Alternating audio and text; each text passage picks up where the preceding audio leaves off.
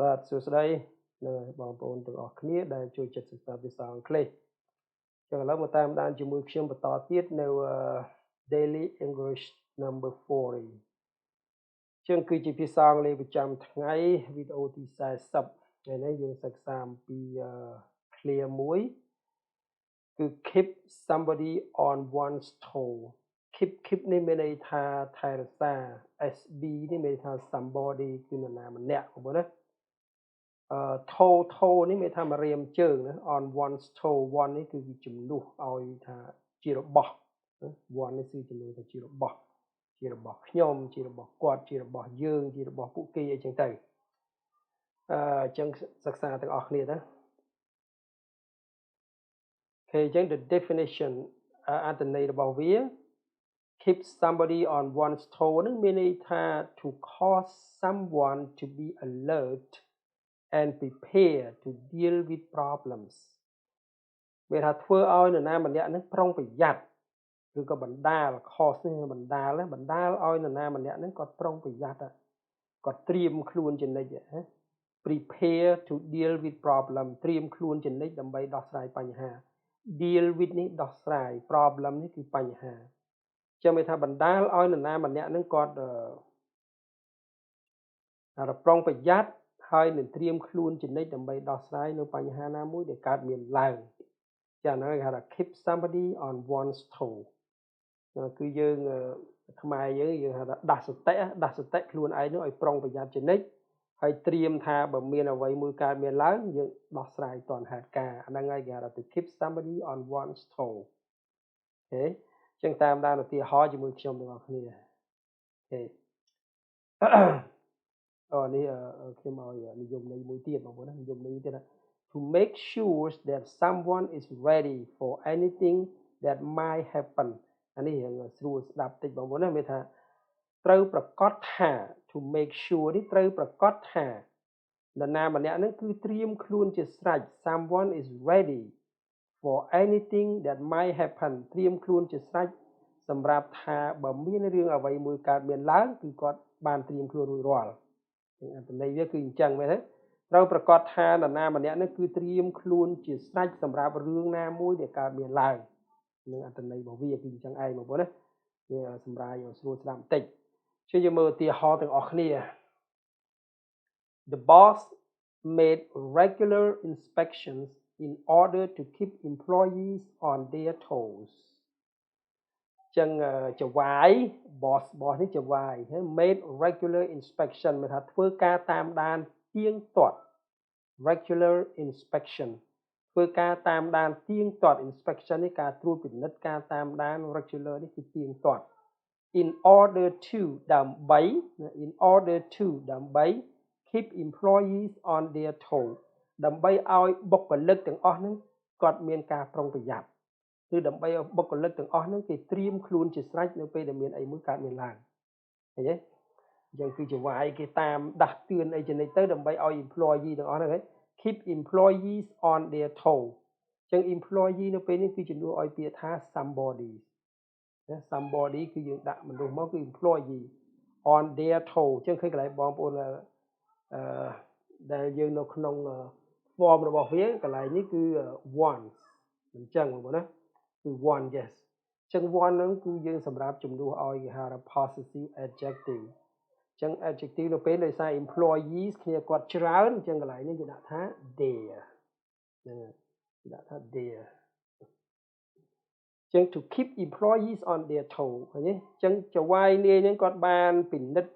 ទៀងទាត់ដើម្បីឲ្យបុគ្គលិកទាំងអស់ហ្នឹងគាត់ធ្វើការប្រុងប្រយ័ត្នត្រៀមខ្លួននៅពេលដែលមានបញ្ហាអ្វីមួយកើតមានឡើងចឹងអត្ថន័យវាគឺអញ្ចឹងអូខេបាទ one more example ឧទាហរណ៍មួយទៀត with a test every Friday កន្លែងនេះឧទាហរណ៍ថាដោយសារតែមានការប្រឡងជារៀងរាល់ថ្ងៃសុក្រចឹងជារៀងរាល់ថ្ងៃសុក្រហ្នឹងគឺមានការប្រឡងឬការធ្វើតេស្តសាកល្បង test នេះយើងខ្មែរយើងហៅធ្វើតេស្តសាកល្បងនោះគឺការប្រឡងជារៀងរាល់ថ្ងៃសុក្រចឹងដោយសារតែមានការធ្វើតេស្តសាកល្បងជារៀងរាល់ថ្ងៃសុក្រ she keeps her students on their toe ចឹងនាងនៅពេលនេះមានថាគ្រូបង្រៀនហ្នឹងគាត់បានឲ្យសិស្សរបស់គាត់ទាំងអស់ហ្នឹង ត្រៀមខ្លួនជាស្រេចសម្រាប់ការប្រឡងហ្នឹងអត្ថន័យរបស់វាបកមកថាអញ្ចឹងហ្មងបងប្អូនណាបាទដើម្បីឲ្យសិស្សគាត់ទាំងអស់នោះត្រៀមខ្លួនជាស្រេចសម្រាប់ការប្រឡងហ្នឹងឃើញ her students they ឃើញដោយសារ student ហ្នឹងគ្នាគាត់ច្រើនជាងកន្លែងនេះយើងដាក់ពាក្យ they ជំនួសឲ្យអា once clear ខាងដើមហ្នឹងណាដោយសារតែមានការប្រឡង every Friday with a test every Friday she keeps her students on their toes ចឹងនាងបានឲ្យកូនសិស្សរបស់គាត់នឹងគឺត្រៀមខ្លួនជាស្រេចសម្រាប់ការប្រឡងហ្នឹងអូខេចាហ្នឹងគឺអត្ថន័យអញ្ចឹងហើយបងប្អូនរក clear នឹងប្រើមិនឃើញណាអូខេ one more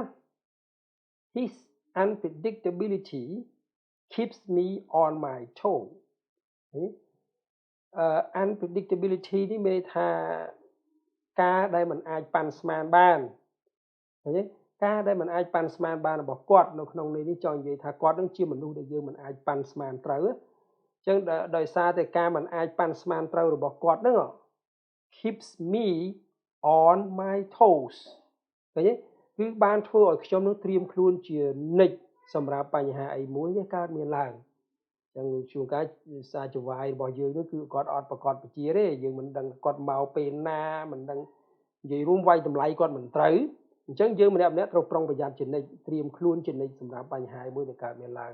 អញ្ចឹងកន្លែង keep me អញ្ចឹងកន្លែង one នៅពេលនេះគឺយើងដាក់ពាក្យ my ជំនួសណារបស់ខ្ញុំហើយនេះ me my his unpredictability keeps me on my toe ដោយសារតែភាពមិនអាចវាយតម្លៃបានរបស់គាត់បានធ្វើឲ្យខ្ញុំត្រៀមខ្លួនជានិច្ចសម្រាប់បញ្ហាមួយដែលកើតមានឡើងអូខេ one more having two kids under age 5 sure keeps me on my toe ឃើញទេមានកូន2នាក់ដែលមានអាយុក្រោម5ឆ្នាំពិតប្រាកដណាស់ keep me on my toe គឺធ្វើឲ្យខ្ញុំនឹងប្រុងប្រយ័ត្នជានិច្ចធ្វើឲ្យខ្ញុំនឹងត្រៀមខ្លួនជានិច្ចសម្រាប់បញ្ហាដែលកើតមានឡើងក្មេងវាពឹសវាអាចដួលគ្រិចដៃគ្រិចជើង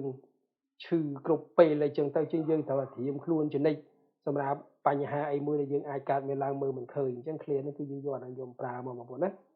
having two kids under age 5 sure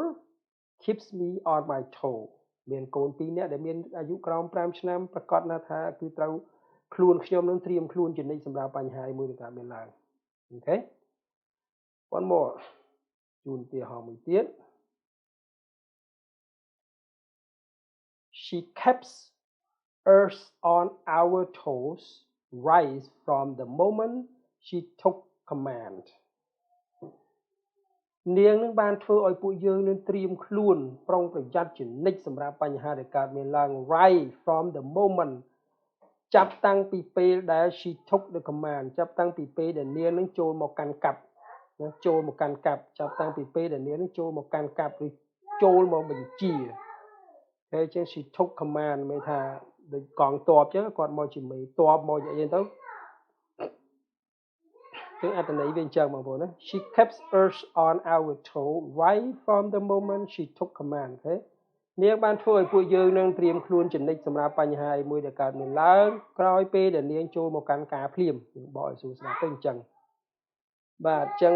សម្រាប់វីដេអូនេះខ្ញុំជូនតែប៉ុណ្្នឹងទេហើយបងប្អូនមានបញ្ហាអាច comment សួរបាននៅក្នុង YouTube ហើយនៅក្នុង page របស់ខ្ញុំណាចន្ទថាខែមនិង Learning Center ហើយអរគុណសម្រាប់ការជួយ subscribe comment ឬក៏ share វីដេអូនេះបន្តចាំជួបគ្នានៅវីដេអូបន្តទៀតបាទអរគុណ